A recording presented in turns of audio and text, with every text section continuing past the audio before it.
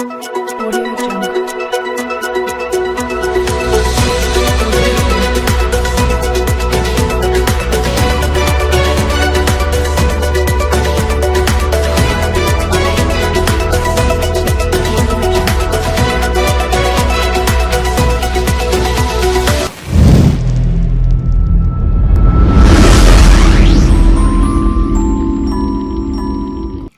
शहीद को 9 साल के बेटे ने दी मुखाग्नि। बेटियों ने तिरंगा लेकर पिता को किया विदा। मां और पत्नी बेसुध। जम्मू कश्मीर के राजौरी में शहीद हुए सूबेदार राजेंद्र प्रसाद का उनके पैतृक गांव माली गांव में अंतिम संस्कार कर दिया गया। पिता के पार्थिव शरीर को 9 साल के बेटे अंशुल ने मुखाग्नि दी। इस दौरान उनकी अंत्येष्टि में उमड़ी सैकड़ों लोगों की भीड़ राजेंद्र प्रसाद अमर रहे के नारे लगाती रही।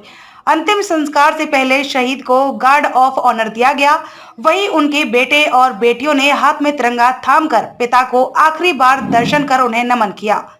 इससे पहले शहीद राजेंद्र प्रसाद का पार्थिव शरीर उनके घर पर पहुंचा तो कोहराम मच गया। उनकी पत्नी तारामणि और मां श्रावणी देवी बार बार बेहोश हो रही थी। परिवार वाले जैसे तैसे दोनों को संभाल रहे थे।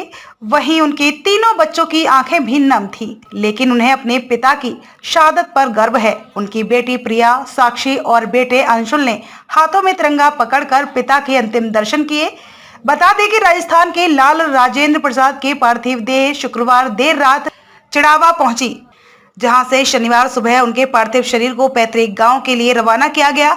इस दौरान हाथ में तिरंगा थामकर बड़ी संख्या में युवा भी रवाना हुए थे। देश पर जान कुर्बान करने वाले राजेंद्र प्रसाद के पार्थिव देह रास्ते से गुजरी तो जगह जगह पर लोगों ने उन्हें श्रद्धांजलि दी। झुंझुनू जिले के रहने वाले सूबेदार राजेंद्र प्रसाद भाम्बू उम्र 48 वर्ष 11 अगस्त को आतंकी हमले में शहीद हो गए थे।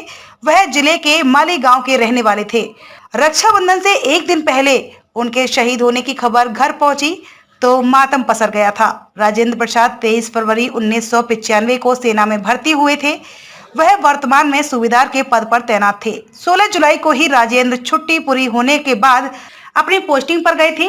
नवंबर में उनकी बेटी की शादी है, जिसमें शामिल होने के लिए वह आने वाले थे, लेकिन बेटी के कन्यादान से पहले ही पिता राजेंद्र प्रसाद के शहीद होने की खबर आ गई। शहीद जवान राजेंद्र प्रसाद 3 बच्चों के पिता थे। उनकी 2 बेटियां और 1 बेटा है। उनकी पत्नी तारामणि अपने बेटे अंशुल के साथ गांव में रहती हैं। वहीं उनकी 2 बेटियां प्रिया और साक्षी अपने चाचा के साथ जयपुर में रहकर पढ़ाई कर रही हैं। राजेंद्र के शहीद होने की सूचना मिलने के बाद वह उन्हें गांव लेकर पहुंचे थे।